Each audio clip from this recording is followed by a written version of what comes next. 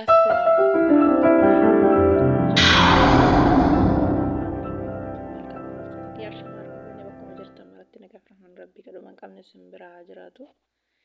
Egaa hordoftoota kiyya akkuma viidiyoo asirraa argitan kana viidiyoo kanarra wanta taasifameen qabaa maal taasifamte jechuu keessan hin hafu.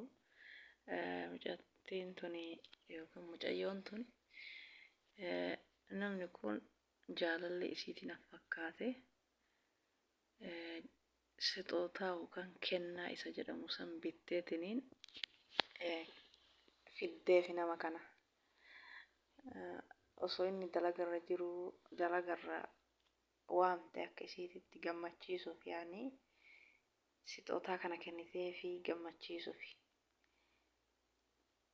isiin akka ofiititti isa gammachiisudha yaanni isii wanti dalagarra waamte dalagarraa sixootaa sii kennaa hin jenneen kootu hajaateetii jetteetiniin waamte ammallee akka iddoo bareedaa akka isiititti isa gammachiisuuf isa bashannansiistuuf hojiilee bashannanuuf kennaa kana bitteefi fiddeefi iddoo bashannanaa kanatti isiin viidiyoo waraabaa isa affeeruu barbaadde.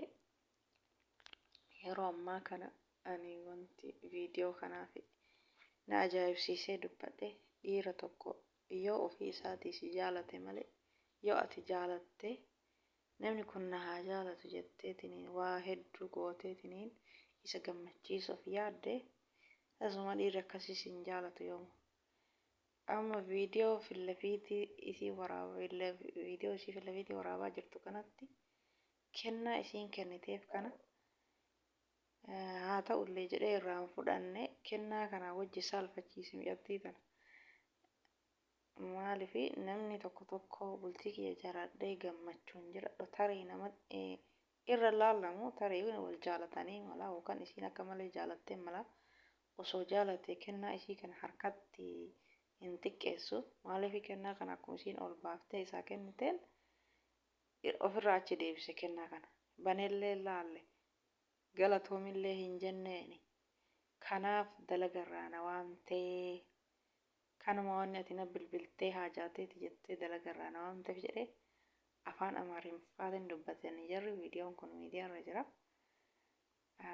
Afaan oromootitti hiikee jechuudhaani maaliifi yeroo baay'ee obboleen keenya kaganaa bultii ijaaratan yookaan ka bultii ijaaratuuf of duratti yaadanillee maaliifi fakkeenya namaa ta'a viidiyoonni akkanaa kunniin. Dhiira nama hin jaalanne tokko giddiin na haa jaalatu jedhanii ankabaa qabanii birrii itti kennanii kennaa kennaniifi jaalalti giddii jaalalti maallaqaa jaalalan taatu. Namni jaalala jechuun nama jaalala dhugaatiin wal jaalatetu beeka. Kanaafuu keessumaayyuu dubartiin takka osoo dhiirri hin jaalatin yoo giddiin jaalatte osoo ofii isaati jaalate garuu akkanan godhu kennaa isii kanaa wajji.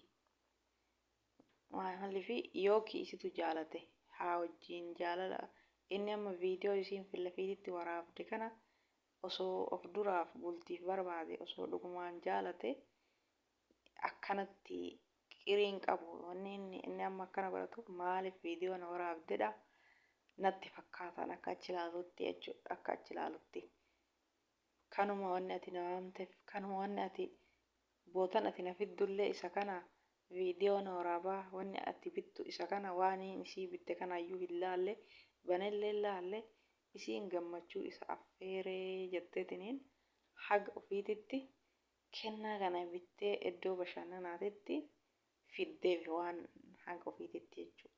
Ani yeroo baay'ee ati waan bittee yoo naa kennitu waan mafeete yoo bitte guyyaa takka si harkatti diqqeessee ni beeka. Yeroo hundaa yoo ati naa bittu sirraa fudhadhaa hooluma ifaan fudheetiniin galatoomisiin jedha.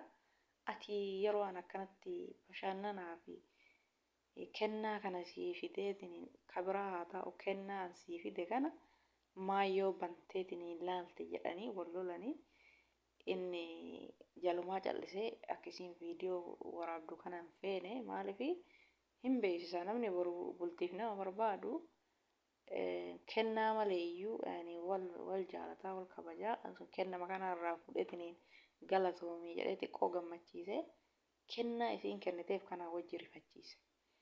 Isiin gammaddee kennaa fidde kana kiisii keessaa gadi baaftee hoo kana sii fidee itti gammaddaa jedhaa kolfaatiniin kennaa fiddeef kana akkuma argitan kennaan kun akka bira jiru kana kennaa fiddeef kana feestaala keessaa gadi baaftee hoo kunoo kana sii fide jettee wombar irratti odoo isiin gabbaftee kolfaatiniin itti kennitu fuuluma guuree ofirraa achi deebise. Maal taate jettiin isiin afaan Amaaranyaatiin dubbataa jirti. Bakka qirii qaba. Kanaaf wanni ati hojirraa na waamte kanumaafi na bilbiltee kanumaaf na waamte wanni hunduu sagantaa qaba. Sagantaa malee akkanumaan bilbilteetiniin dalagarraa na waamta. Jaalalli dalagaan daangessu akka kiyyatti.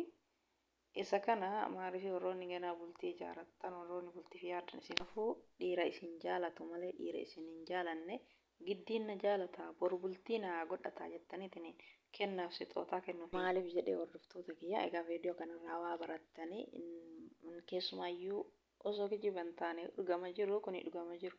Maaliif keessumaayyuu dubartiin biyya alaa jirtu amma yeroo ammaa kana baay'inaan biyya namaatitti umriin isii dhumee maatiin isii wanta isiin hajamtuuf haja isiitii yoon godhin bultii ijaarachuu barbaaddi. Dirqama bultii isii barbaachisa biyya namaatti umriin isii irraa deemee jira. Isilleen ilma namaati akkuma san bultii ijaaratu feetii fedhii qabdi. Kanaafuu bultii kiyya ijaaradha ka jettu meeqa kami ka ganzaba miidiyaa marraa lakkoofsa isaa argiteef sagalee isaa dhageetteef itti ergitee maallaqa nyaatamtu. Boru dhiirsa kiyyaa boru bultii ijaaradha. Boru abbaa manaa kiyya jettee osoo waan isaatu hin beekin ija isaatu gurraan osoo sagalee isaatiif suuraa isaa dhageette fi maallaqa irraa ergitu baay'ee jira. Kanaan godhadhu kuni kana sii erge kuni kennaa keeti kuni maalii keeti ka jettu baay'ee jira. Maaliif ilmeen biyya namaatitti irraa deeme sababa jireenya biyya keessa jiraachuu hin dandeenye biyya namaatti waggaa dheeraa gubata.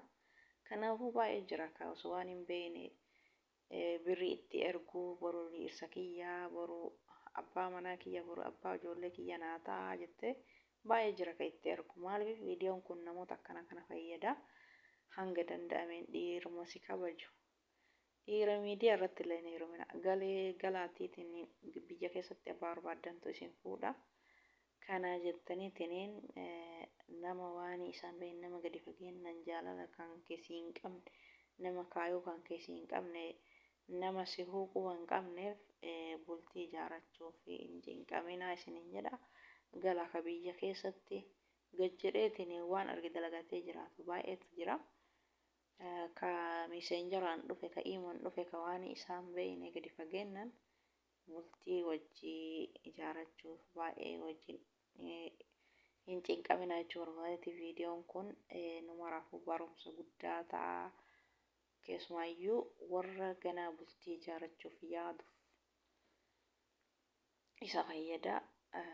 Kanaafuu irraa baay'ee irraa barattan jedheetiniin viidiyoo kan isin dabarsee hordoftoota kiyyaa warroonni hanga ammaa na hordofaa turtan galatoomaa hanga viidiyoo biraatti walitti deebinutti nagaatti.